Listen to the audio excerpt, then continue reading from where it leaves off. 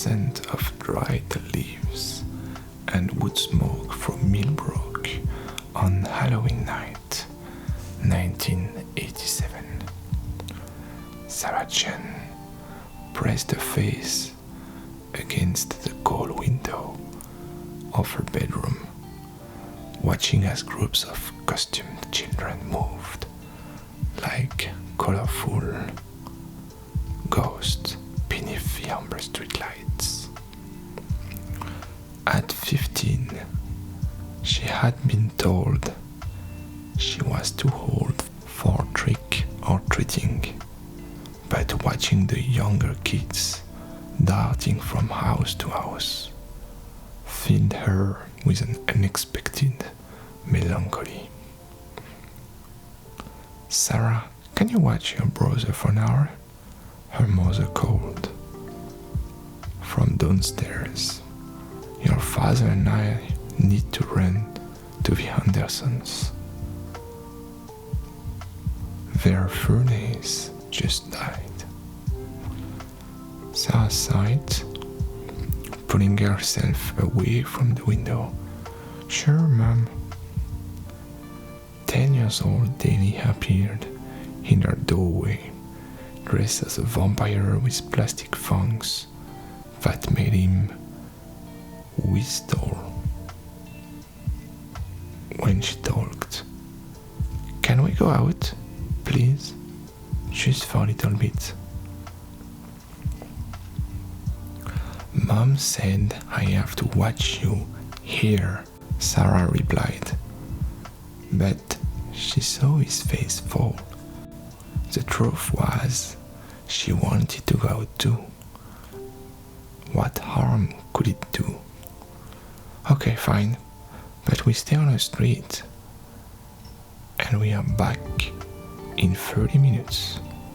Danny's face lit up. "You're the best." They joined the stream of trick-or-treaters, Danny running ahead to the Caraman's house, while Sarah hung back, feeling self-conscious without a costume. The street hummed with excitement. Jack-o'-lanterns flickered on every porch.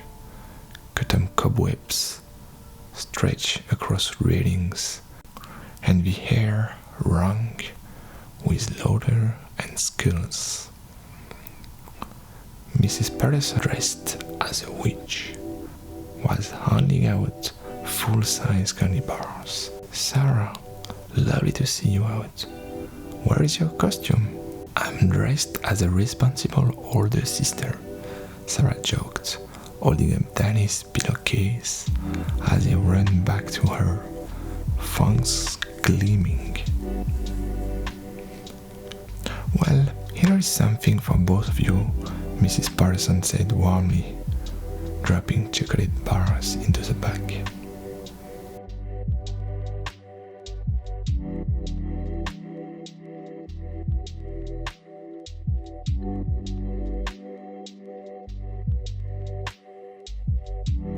As they moved down the street, Sarah noticed a group of kids she didn't recognize, standing at the corner of Maple and Oak.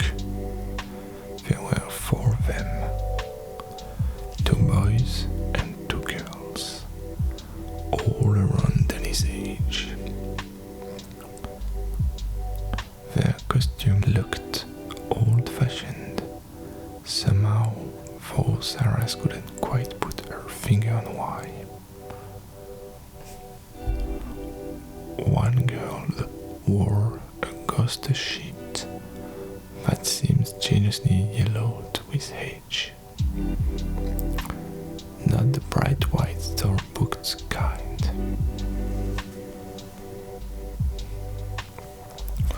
A boy was dressed as a hobo, with authentic-looking patch clothes.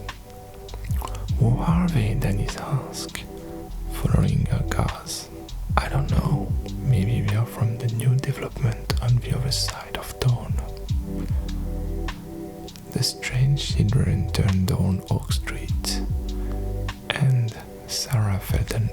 inexplicable urge to follow them. Oak Street was the oldest part of Millbrook, where the houses stood further apart, separated with tall hedges and ancient oak trees that formed a canopy over the narrow road.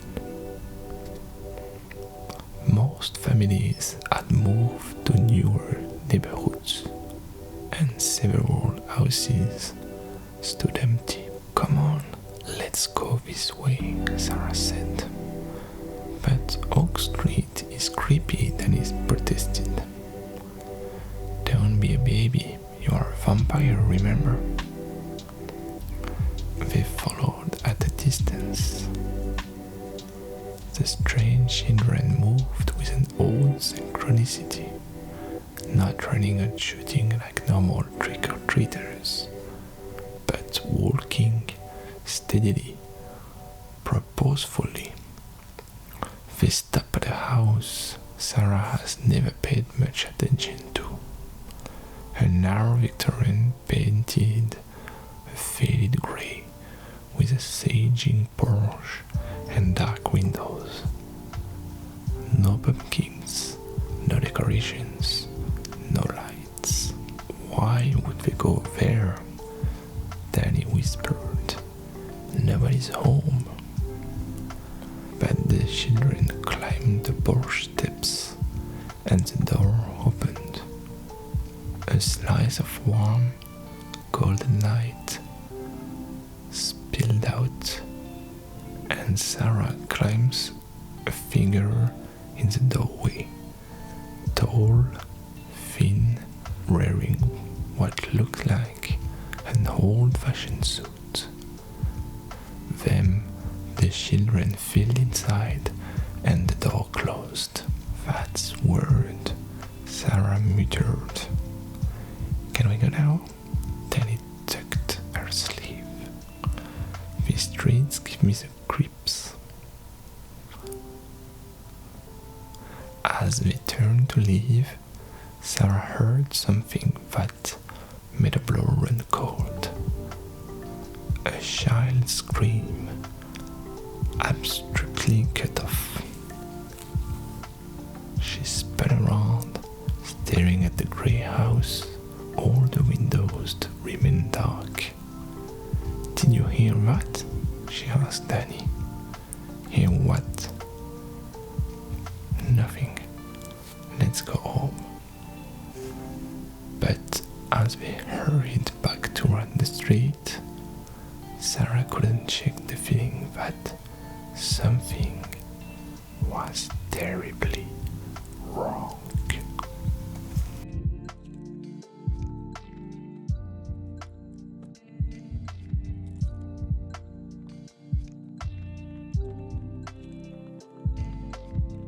The next morning, Millbrook woke to a nightmare. 4 children hadn't returned home. Emma Hartley, 9 years old, dressed as a ghost. Marcus Webb, 10, dressed as a hobo. Lily Zhang, 8, dressed as a black cat.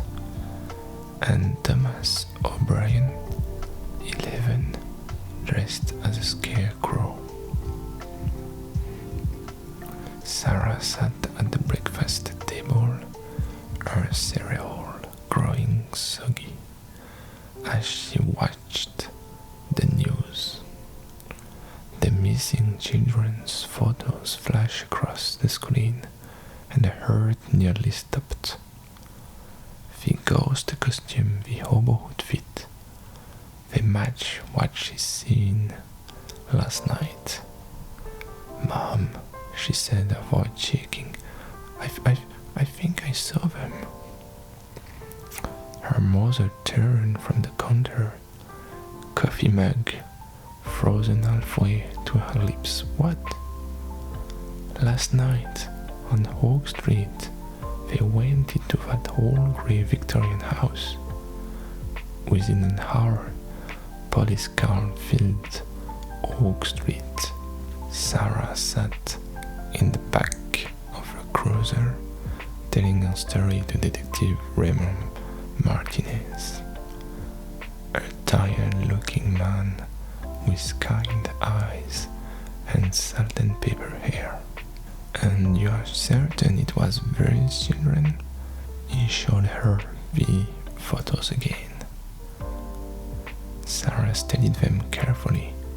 The faces were different from what she remembered, but the costumes were unmistakable. I can't be totally sure about their faces. It was dark and I was pretty far away. But those costumes, detective, they are exactly the same. What about the person who answered the door? I only saw them for a second. Tall, thin, wearing a suit, that's all. Detective Martinez radioed to the officers surrounding the greenhouse. We are going in. Sarah watched as they broke down the door. Officer poured inside with flashlights and weapons drawn. Minutes stretched into an eternity. Finally, Detective Martinez emerged, his face grim. The house is empty, he told Sarah's parents. Completely empty. No furniture, no people, no signs anyone's been inside for years. The dust on the floor is undistributed. But I saw them go in, Sarah protested. I saw the door open. I believe you saw something, the detective said gently, but we need to figure out what that was. Over the next few days, Millbrook transformed into a town gripped by fear. Search parties, come to the woods. The FBI arrived. News vans clogged the streets.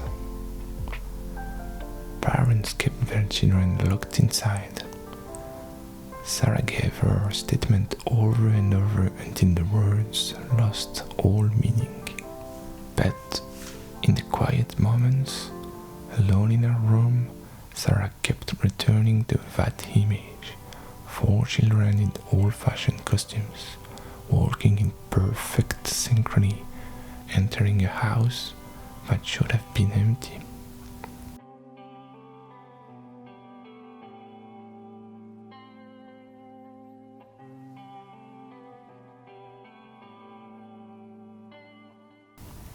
She went to the library and asked Mrs. Brennan, the elderly librarian who had worked there for 40 years, about the grey Victorian on Oak Street. Oh, the Blackwood house, Mr. Brennan said, her expression darkening. Nasty business, that place. What do you mean? The librarian glanced around, then leaned in the clothes. It's been empty since 1952. The Blackwood family lived there. Nathaniel Blackwood, his wife Margaret, and their son Edmund. On Halloween night, 1952, 4 children went missing in Millbrook. They were never found. Sarah's skin prinkled. 4 children? Nathaniel Blackwood was a suspect, but they never found any evidence. A week later, the whole Blackwood family disappeared. The house was still empty ever since. People say she hesitated. Well, people say a lot of things about that house. What kind of things? Mr. Brennan's eyes were serious, but every Halloween, if you watch carefully, you can see lights in the windows, but sometimes late at the night you can hear children laughing inside, and that every few decades children disappear in Millbrook on Halloween night. Every few decades. Sarah's voice came out as a whisper. The librarian nodded. It happened in 1952, like I said, before that in 1917, and before that in 1882. 4 children each time, never found. The police always suspecting the Blackwoods, but the family has been gone since 1952. So, how could they be responsible for this? Sarah left the library with her mind racing. She spent hours in the newspaper archives, pulling up yellowed archives about the previous disappearances. In 1917, 4 children vanished on Halloween. Mary Sullivan, age 8, Jonathan Price, age 10, Dorothy Chen, age 11, and Robert Hayes, age 11. The same age range as the current victims.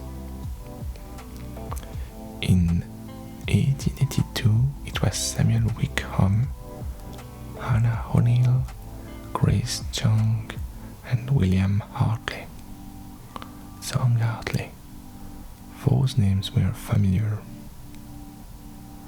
Sarah pulled out her phone and looked up the missing children again. Lily Zhang, Emma Hartley.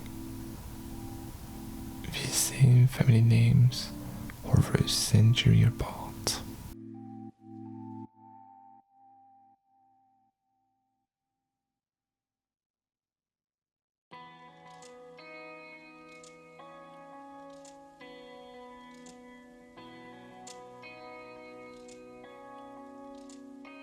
Sarah knew she couldn't go to the police with this.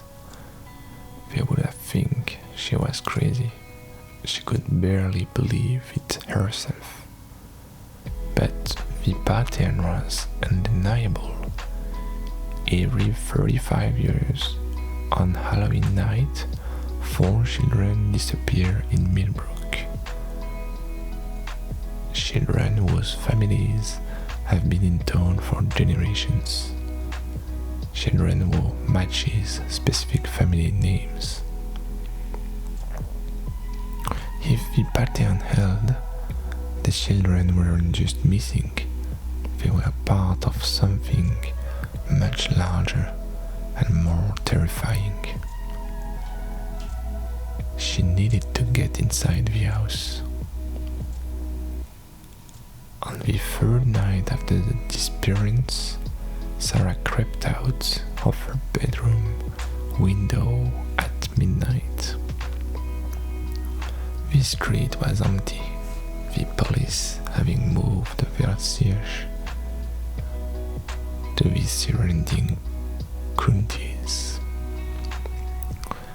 Yellow crime scene tape still crisscrossed the porch of the grey Victorian, but no one was watching.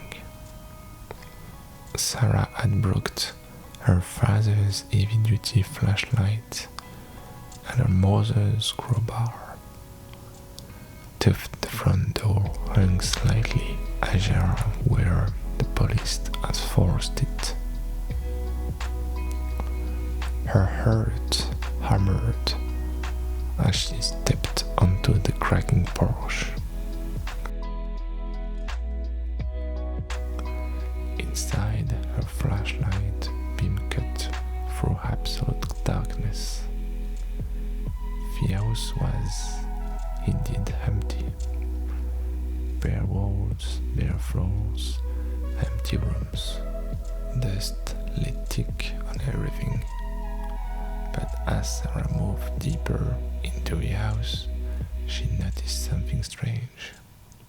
In the center of what had once been the parlor, black circle in the dust, about 10 feet in diameter, where no dust had settled at all.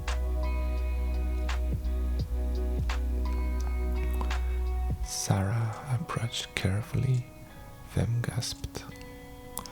At the exact center of the clean circle sat a single object, a small wooden top, brightly painted in red and yellow stripes.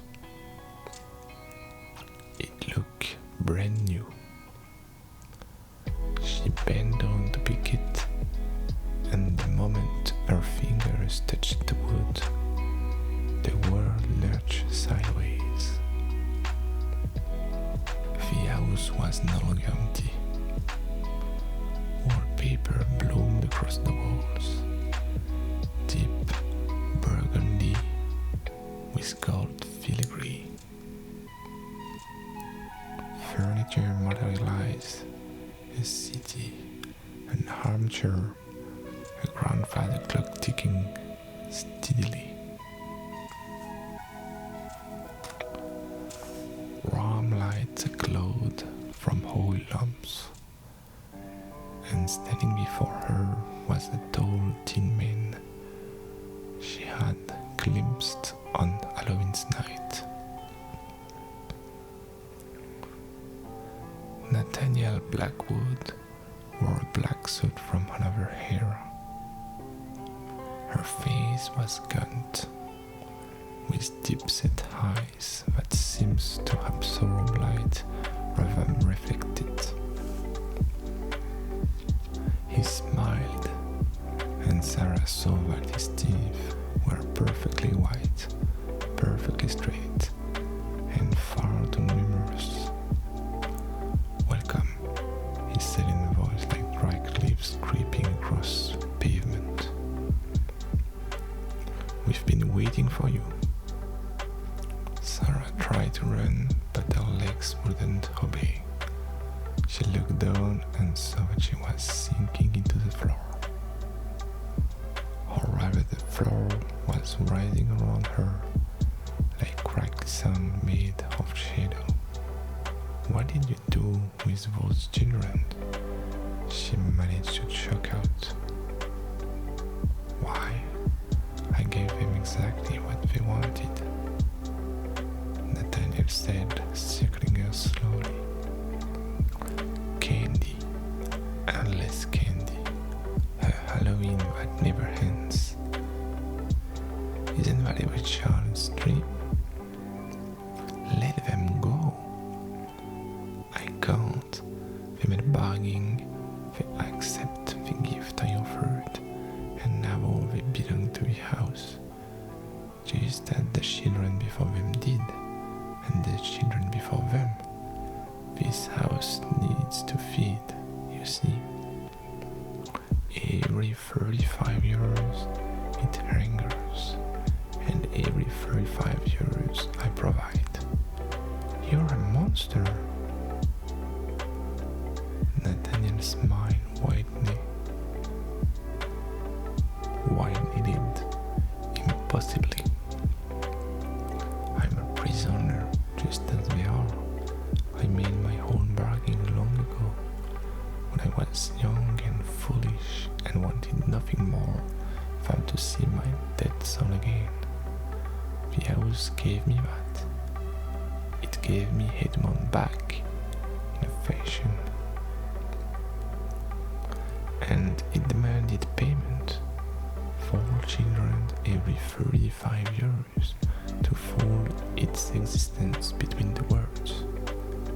4 children to keep him and mine alive." The shadows has reached Sarah's waist now. Panic clawed at her throat. "Someone will find me. Someone knows I'm here." "No one knows you're here, and even if they did, they cannot cross the threshold. Not without invitation, not without accepting a gift from the door. You touch the top, you open the door yourself.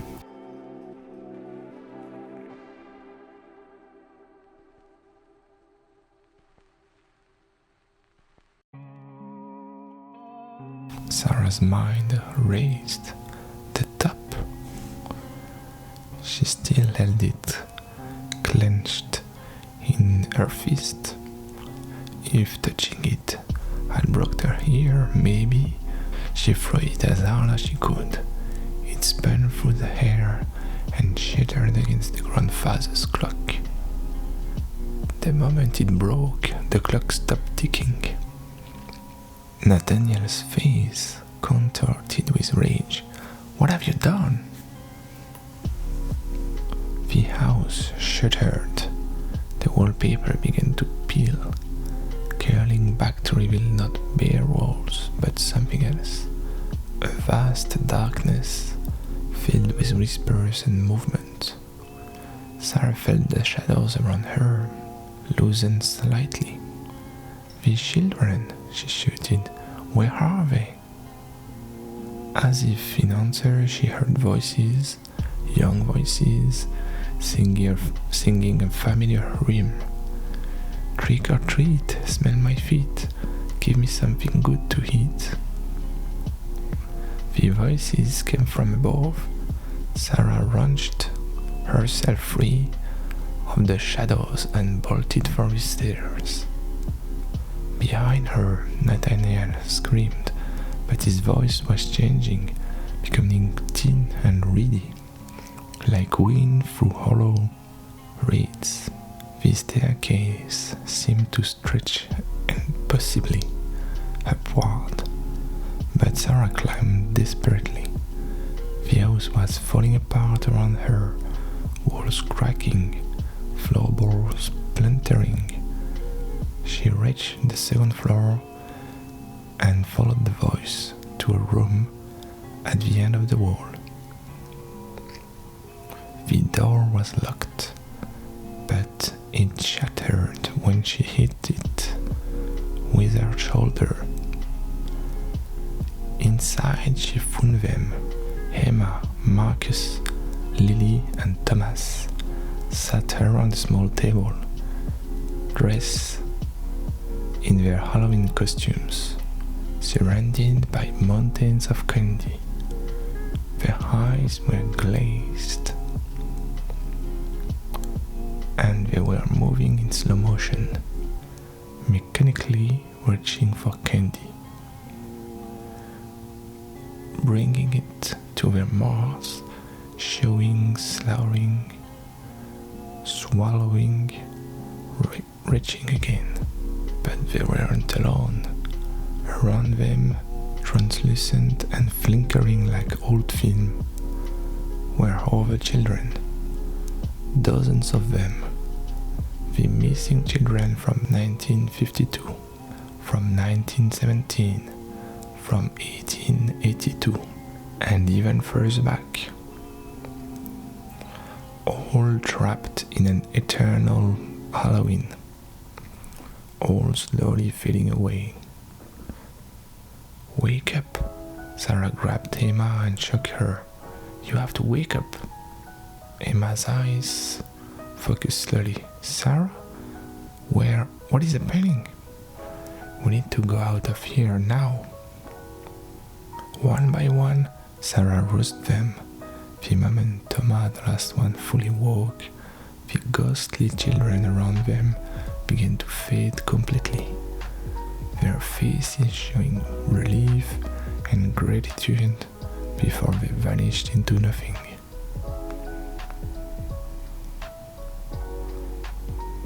The house screamed, an immense sound that rattled Sarah's bones. The floor tilted violently. "Run!" Sarah grabbed Danny's classmate Marcus by the hand and pulled him toward the door. The four children stumbled after her, still dazed but mobile.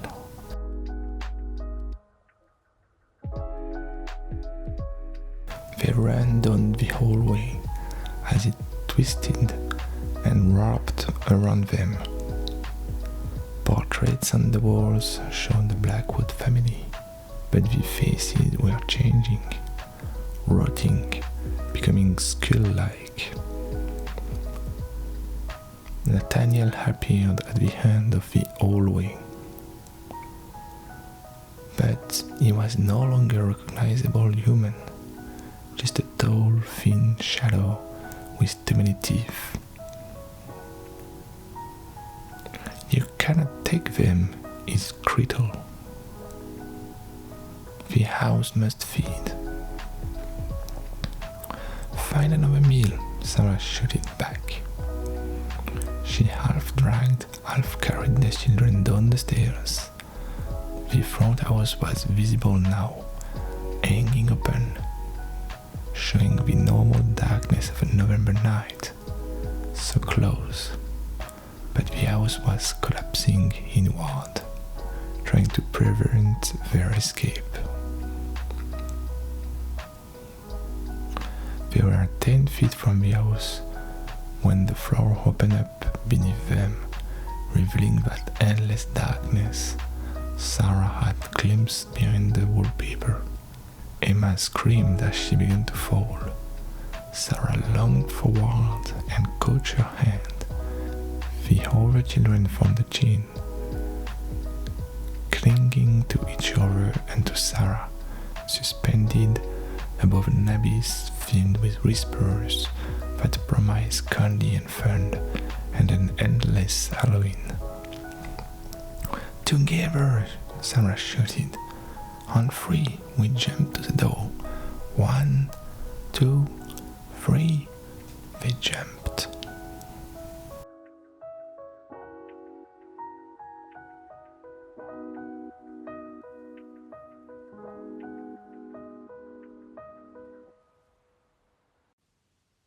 Sarah hit the porch board hard, pain shooting through her shoulder.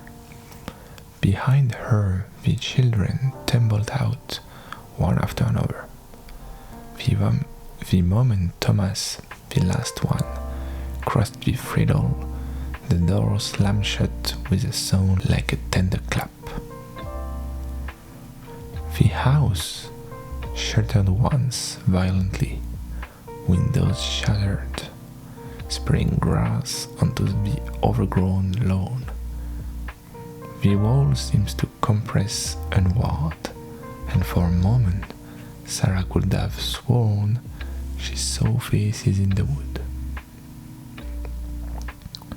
Nathaniel's face twisted in rage and despair, and beside him a younger face that must have been Edmond's and Margaret's. The wall-crushed family, trapped forever in their own bargain. Then the house was just a house again, empty, dark and silent. Sarah pulled herself up and checked on the children. They were bruised and dirty but alive, really truly alive. Emma was crying, and Marcus looked like he might be sick, but Lily was already pulling out her phone to call her parents. "Wait," Sarah said. "Before you call anyone, I need you to listen carefully. Tell them you don't remember anything. Tell them you woke up on this porch. But if you try to tell them what really happened, no one will believe you. They will think you are traumatized or making it up. Do you understand?" 4 pale faces nodded back at her. "What will you tell them about you?" Thomas asked. "You saved us. Tell them a teenager fooled you and called for help, but don't use my name if you can avoid it."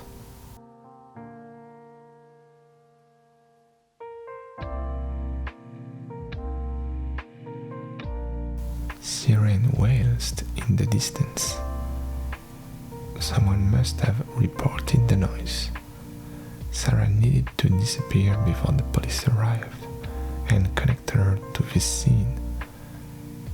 She had broken into a crime scene and technically kidnapped 4 children, even if she had been saving them.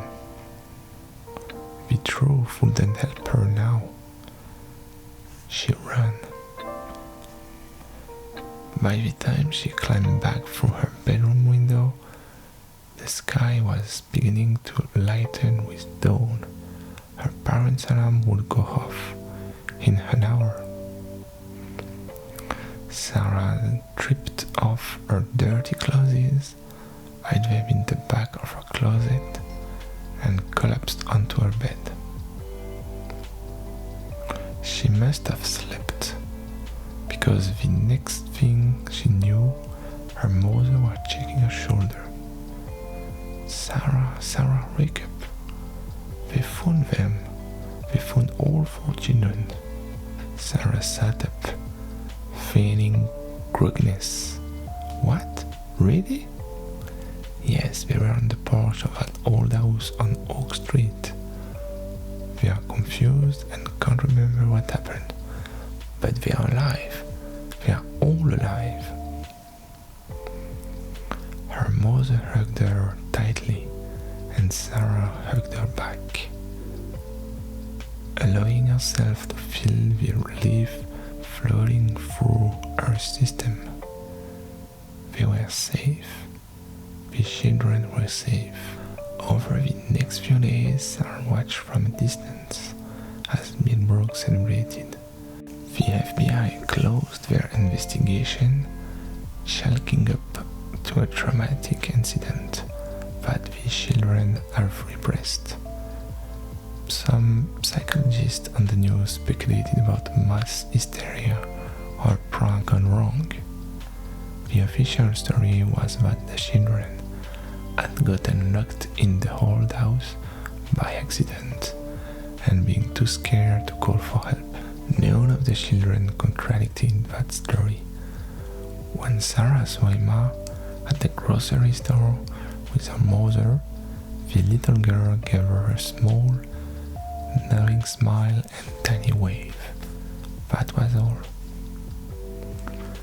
Detective Martinez came by the house one afternoon. Sarah's heart nearly stopped when she saw his car pull up. Just following up, he told her and her parents in the living room. Sarah, you were one of the last people to see these children before they disappeared.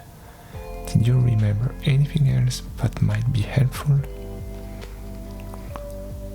Sarah met his eyes and saw something there. Not quite suspicion, but a question. He knew something didn't add up. He was too good at his job not to know. No, sir, she said carefully. Just what I told you before. I saw some kids who might have been them go into the house, but it was dark and I was far away. He held her gaze for a long moment, then nodded slowly. Well, if you do remember anything, you let me know. And Sarah, he paused at the door. Thank you. For what? For caring enough to come forward in the first place. Not everyone would have done that.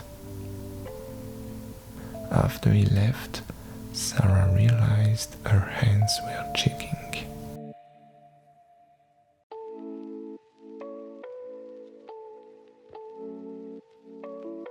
Life has slowly returned to normal in Millbrook, or as normal as it could be after such an event.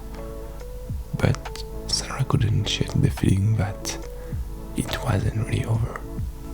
She kept having nightmares about the house, about Nathaniel's black walls, about that abyss beneath the floorboards. A week after the children's return, Sarah ran back to the library. Mr. Brennan looked up from her desk and something passed between them, a recognition. perhaps. You want to know more about the Blackwoods? The librarian said. It wasn't a question, yes. Mr. Brennan led her to a locked room in the back of the library, where the town's historical archives were kept. She pulled out a box marked Blackwood Family, 1850-1952. I've worked here for 40 years, Mr. Brennan said quietly. And I've seen patterns, the same family always. Zhang, Hartley, O'Brien, Webb. Those names go back to when Millbrook was first found in 1847 and in 1882, 1917 and in 1952. Children from those families disappeared on Halloween. I could never prove anything, but I knew. Why didn't you say something? Who would believe me? I'm just an old librarian talking about ghost stories. Mrs. Brennan pulled out an old photo. This is Nathaniel Blackwood, taken in 1951, a year before he vanished. Sarah stared at the photo. The man looked gaunt and hunted, nothing like the monster she had faced. What happened to him? Why did he make that bargain? His son Edmund died in 1847. He was only 8 years old, caught pneumonia, and was gone in 3 days. Nathaniel was consumed by grief. According to his wife's diary, which was found in the house after they disappeared, he began researching the occult, looking for a way to bring Edmund back. Mrs. Brennan pulled out a leather-bound journal, its pages yellow and brittle. He found something. In 1850, on Halloween's night, he performed a ritual. He called to whatever dwells in the space between words and begged for his son's return.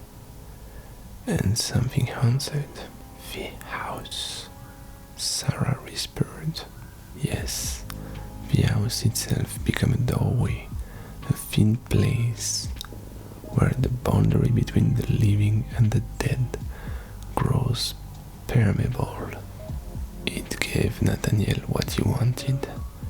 It brought Edmund back, but the child who returned wasn't quite his son. He looked like Edmund, spoke like Edmund, but he was hollow inside, a construct held together by the house power. And the price.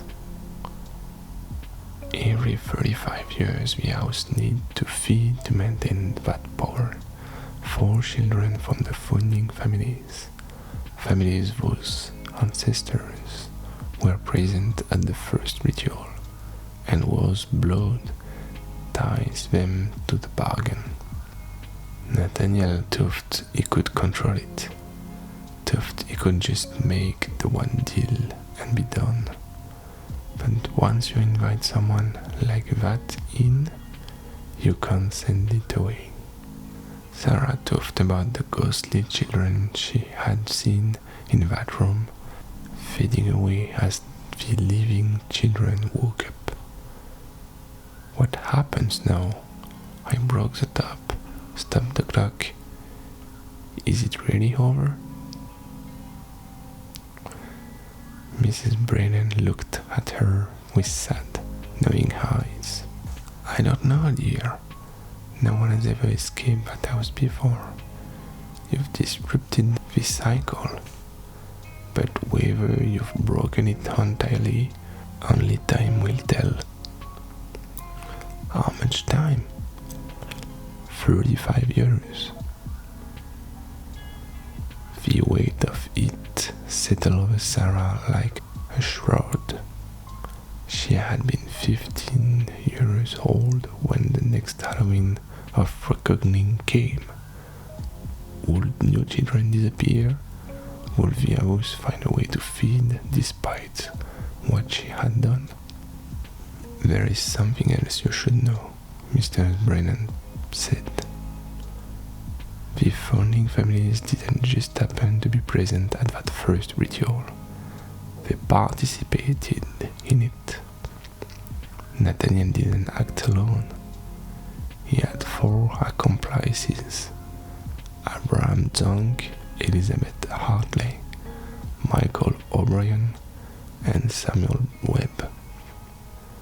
They all wanted something from the darkness. They all made their own bargains, and their descendants have been paying the price ever since. Sarah felt sick. So all those children who disappeared were taken because of something their ancestors did almost 200 years ago. Yes, and if the cycle isn't truly broken, it will continue. The sins and the fathers visited upon the children unto the 3rd and 4th generation and beyond. Sarah left the library with copies of everything Mrs. Brennan could give her. She spent the rest of November researching, trying to find any mention of how that permanently sever of blood bargain with forces beyond human understanding. December came, and with it snow. The grey Victorian stood empty on Oak Street, windows boarded up now, a condemned sight on the front door. Sarah walked past it every day on her way to school, watching for any sign of movement, any hint that the house was still alive, but it remained silent and still.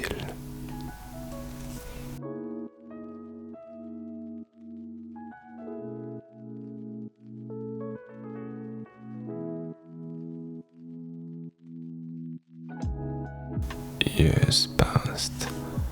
Sarah graduated high school, went to college to study folklore and anthropology, and eventually returned to Millbrook to teach at the local high school. She never married, never had children. She told herself it was because she loved her work, loved her student, but deep down she knew the real reason. She was waiting. She kept track of the families. Emma Hartley grew up to be a pediatrician. Marcus Webb became a lawyer. Lily Zhang ran her parents' restaurant.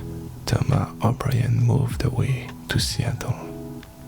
They never spoke about what happened that Halloween night, but sometimes Sarah would catch them looking at her with a certain expression, gratitude mixed with fear. Every Halloween, Sarah patrolled Oak Street. She had convinced the town council to keep the old Blackwood house condemned, spinning stories about structural instability and toxic mold. The truth was she didn't want anyone going near it. Not until she knew for certain whether the cycle was truly broken. The house itself seems dead. No lights in the windows. No sounds of children laughing. The wood was rotting genuinely. Now, not with supernatural malevolence, but with simple neglect and time. Vandals had broken in over the years, but not reported anything strange. It was just an old empty house.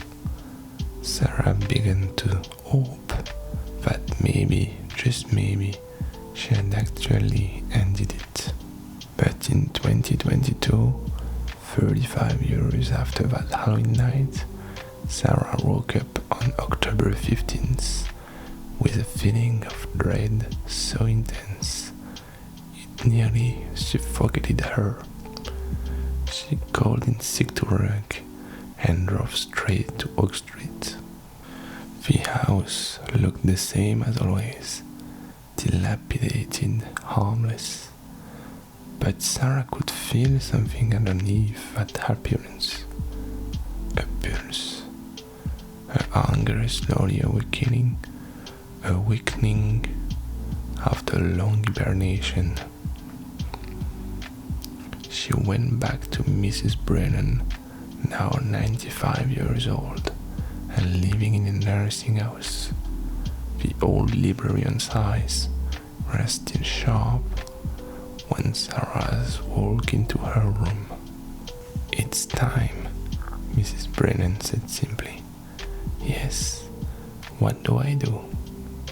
"You need to go back inside before Halloween night. The house is weakest now, when it's just beginning to wake. If you can find the heart of the house, the center of the ritual, you might be able to destroy it permanently." "And if I can't?" Mrs. Brennan reached out and took Sarah's hands with surprising strength. "Then you need to warn the families," Zonk, Hartley, O'Brien, Webb. "Tell them to get their children far away from Millbrook this Halloween, as far as they can." Sarah nodded. "Thank you for everything." "Be careful, dear. The house remembers you. It won't let you go easily a second time."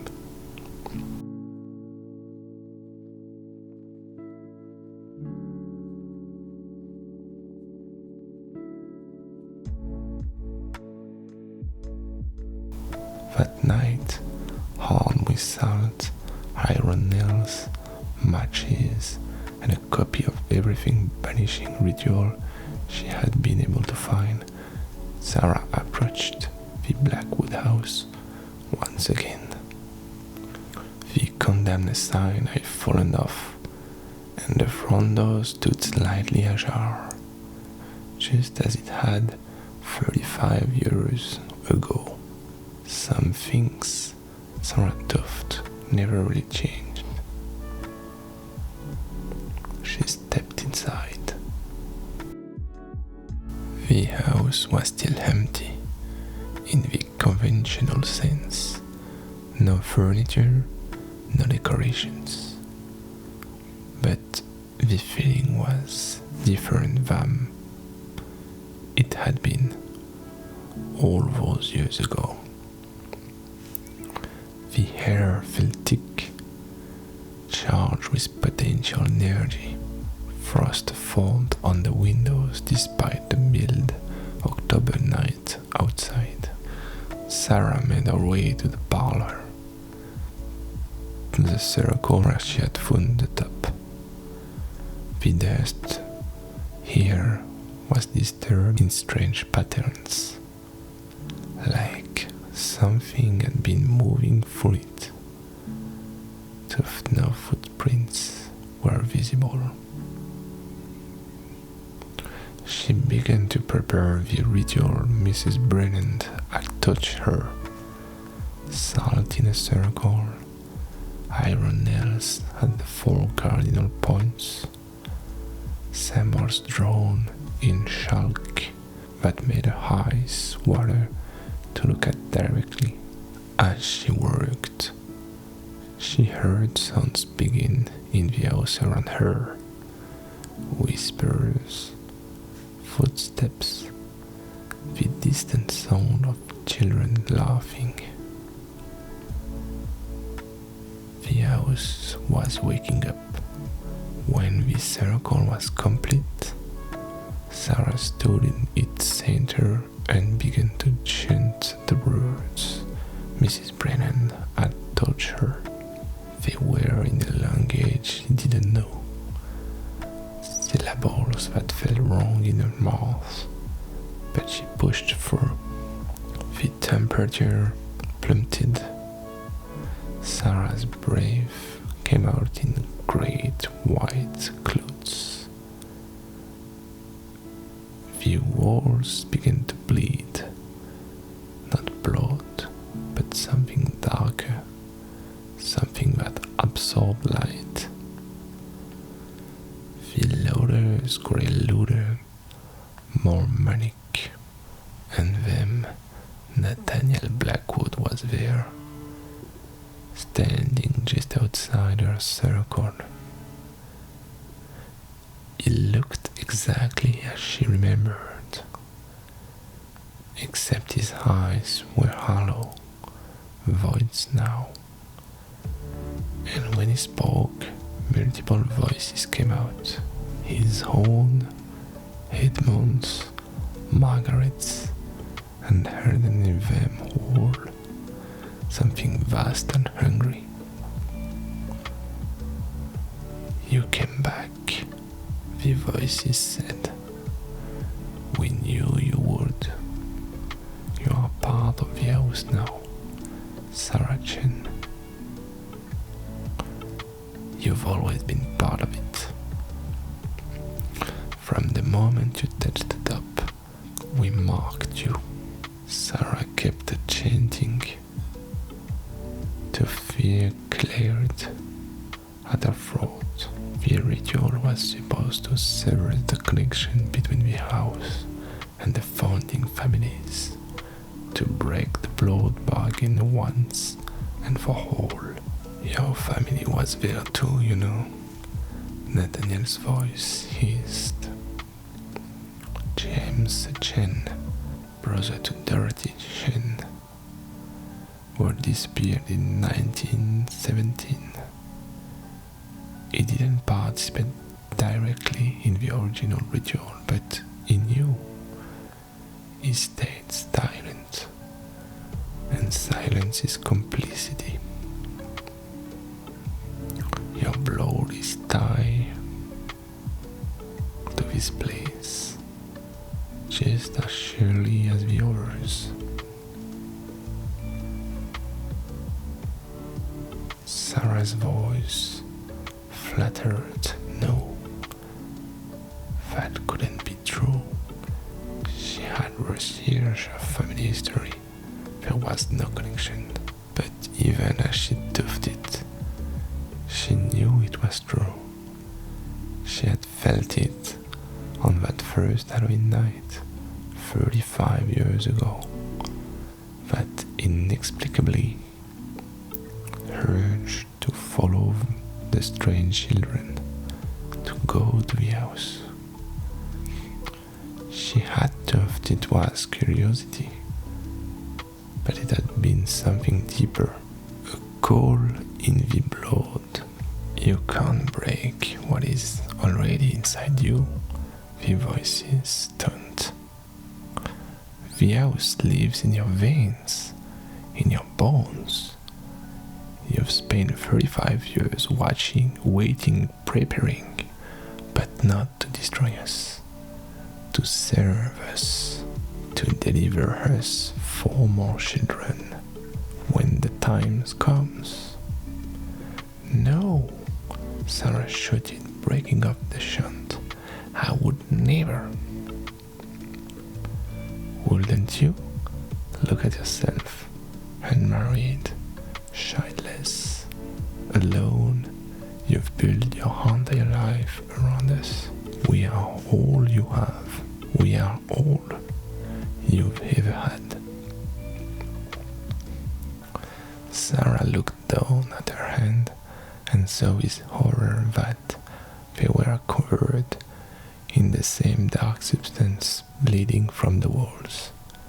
It was spreading up her arms, sinking into her skin. She was becoming part of the house. In desperation, Sarah did the only thing she could think of. She pulled out the lighter she had brought for the ritual and set fire to the circle itself, to the salt, the symbols, and the copy of the ritual she had so carefully prepared. But she didn't step out of the circle.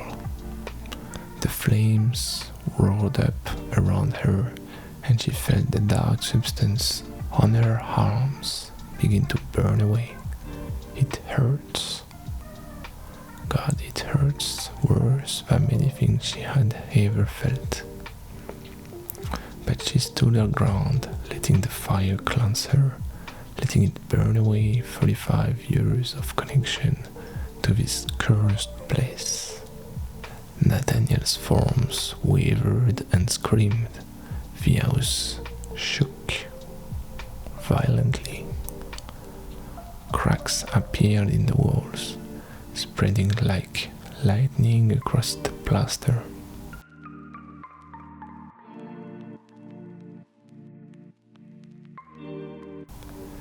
If you die, we die, the voices shrieked. You will destroy everything. Good, Sarah screamed back through the pain. But at the last moment, when the fire was beginning to reach her clothes, she felt hands, small hands, pulling her backward out of the flames.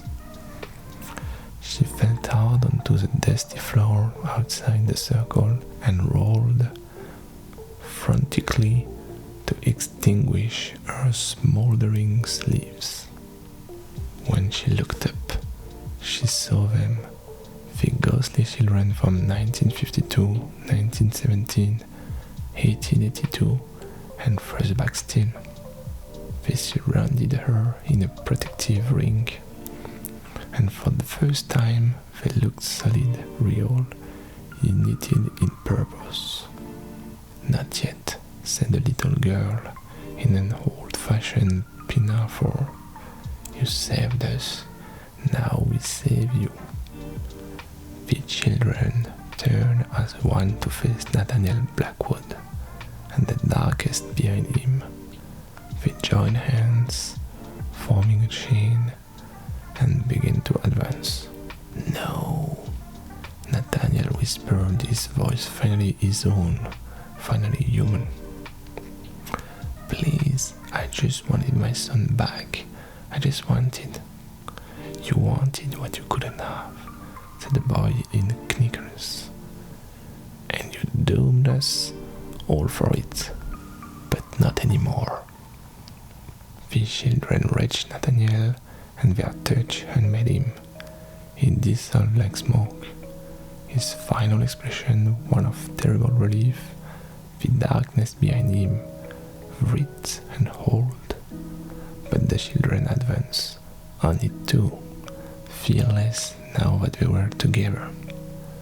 Sarah watched in awe as the children, all the lost, stolen children of Millbrook, pushed together against the darkness that has consumed them. They were glowing now, brighter and brighter, filling the house with light that was warm and pure and clean. The darkness shrieked one final time and then collapsed inward, stuck into some void beyond perception. The house shuddered and then went still. When Sarah's vision cleared, the children were fading, but unlike before, when they are flickered with despair and entrapment, now they were fading with peace. One by one, they smiled at her and disappeared, finally free to move on to wherever spirits go when their business in the world is finished.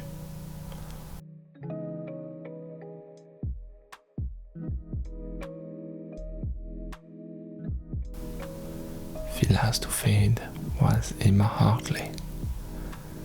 Not the Emma who had grown up to be pedestrian, but the Emma from 1917. The one who had been trapped the longest. She looked at Sarah with ancient eyes in a young face. "Tell them it's over," she whispered. "Tell them they are free." Then she was gone, and Sarah was alone in an empty house that felt, for the first time in over a century, truly empty.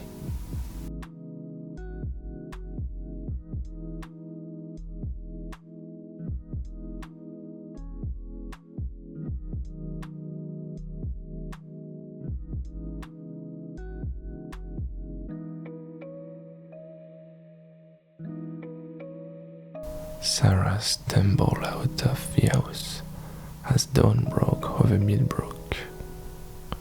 Her arms were burned, her clothes were sinked, and she was pretty sure she had a contusion from hitting the floor. But she was alive, and the house behind her was just a house now. She could feel it. The malevolence was gone. The anger extinguished. She made it to her car and drove straight to the hospital, where she told them she had been in a small kitchen fire. The doctors treated her burns and kept her overnight for observation. When Detective Martinez, retired now but still living in Millbrook, came to visit her in the hospital, she saw the question in his eyes again. "You went back to that house," he said quietly, so the nurses wouldn't hear. "Yes." "Why?" "Because someone had to." He studied her for a long moment. "Is it over?" "Yes," Sarah said, and meant it. "It's really over this time." He nodded slowly. "Good. That house has hunted this town long enough." He stood to leave, then paused. "Sarah, whatever you did in there, thank you." After he left, Sarah lay back in her hospital bed and let the tears come. Tears of relief, of exhaustion, of grief for all the children who had been lost over decades, and tears of joy that no more children will be lost to that darkness. When she was released the next day, she drove straight to the town council meeting and convinced them to demolish the Blackwood house. She told them it was a safety hazard, that someone was going to get seriously hurt exploring it. Herself, for example. She showed them her bandaged arm as evidence. The vote was unanimous. A week later, a demolition crew razed the grey Victorian to the ground. Sarah watched from across the street as the walls came down, as the roof caved in, as the wall structure was reduced to splinters and dust. With every crash of the wrecking ball, she felt lighter. They hauled away the debris and filled in the foundation with clear earth by Halloween, just 2 days away. The lot was empty, covered with French sod. It It looked like the house has never been there at all. On Halloween's night, Sarah walked Oak Street for what she swore would be the last time. Children ran past her in costume, superheroes and princesses, zombies and witches. Normal children having a normal Halloween. No one gave the empty lot a second glance. At precisely 7 o'clock, Sarah's doorbell rang. She opened it to find 4 adults standing on her porch.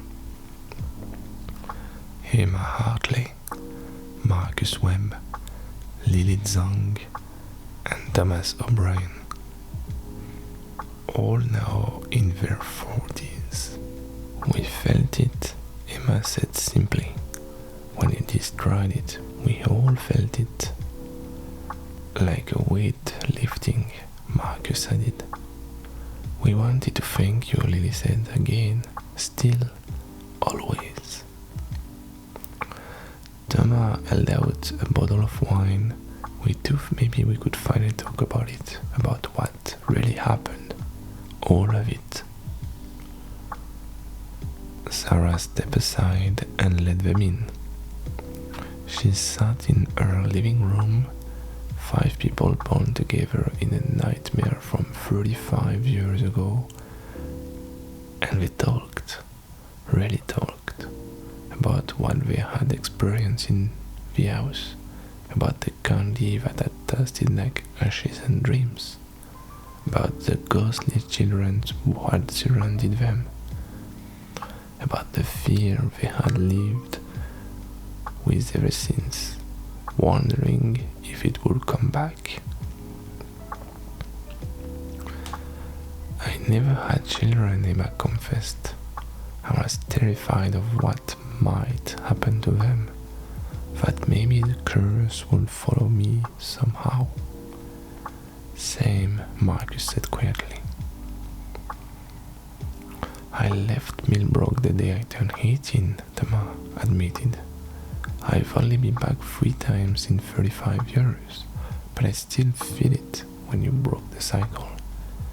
I was in a meeting in Seattle and suddenly I just knew the nightmare was over. How did you do it? Lily asked Sarah. How did you destroy something that powerful? Sarah talked about the ritual, the fire, the children's spirits coming to her head.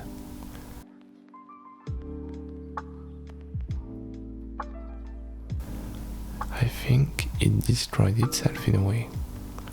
Nathaniel Blackwood created something that feed on stolen lives, on breaking the hearts of families. But in the end, the love of those lost children was stronger. They chose to save me instead of seeking revenge, and that choice broke the cycle. Were they at peace? Emma asked at the end. Yes, Sarah said with certainty. They were finally at peace. They talked late in the night, and when they finally left, Sarah felt something she hadn't felt in 35 years. Hope. Hope that she could have a normal life. Hope that the shadows were finally gone.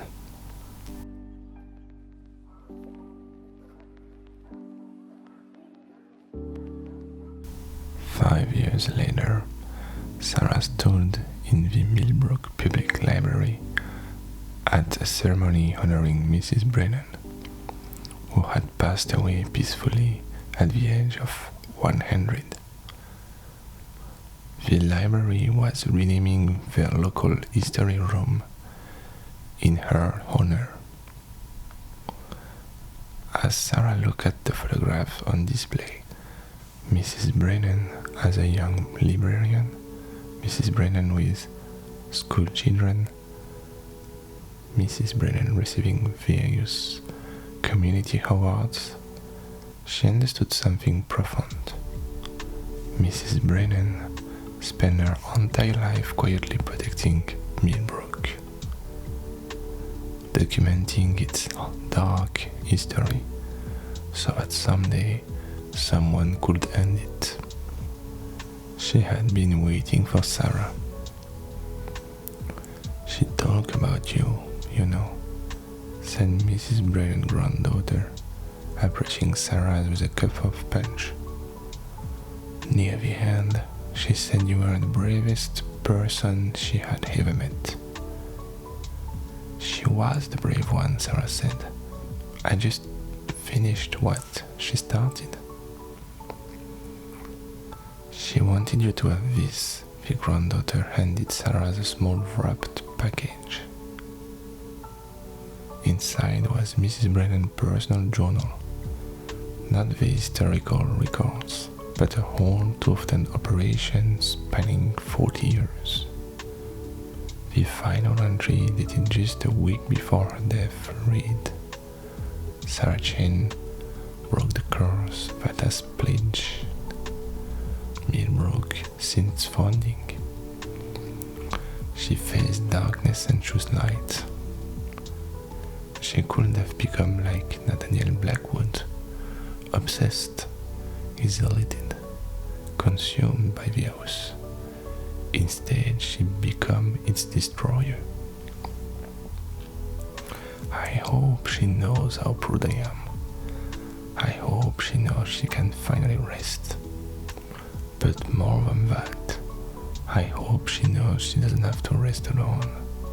She has spent too long watching from the shadows, protecting everyone else. It's time for her to step into the light and let herself be happy. The house is gone, the cycle is broken, the children are safe, the story is over, it's time to start a new one." Sarah closed the journal, tears streaming down her face. Around her, Millbrook celebrated Mrs. Brennan's life. A life of quiet heroism, of patient vigilance, of faith that good could triumph over evil, if someone was willing to stand in the gap. That evening, Sarah went home and made 3 phone calls. The first was to Emma Hartley, inviting her to coffee. The second was to the local elementary school, volunteering to help with their tutoring program. The third was to her brother Danny, now married with 2 children of his own, living in Boston, telling them she would like to visit for Thanksgiving. "Really?" Danny said, surprise evident in his voice. "Sarah, that would be amazing. The kids would love to see you. Are you sure?" "I'm sure," Sarah said, looking out at her windows at the street where children were playing soccer in the fading light. "I'm very sure."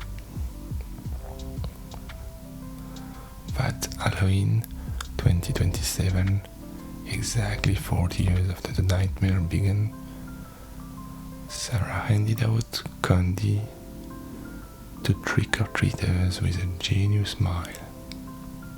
When a little girl dressed as a ghost came to her house, Sarah didn't flinch. When she saw a boy in a hobo costume, her heart didn't race. They were just children dressed up and having fun. The past was the past. The darkness was gone. And for the first time in 4 decades, Halloween in Millbrook was nothing more than what it was meant to be, a night of costumes and candy. Laughters and innocent scares.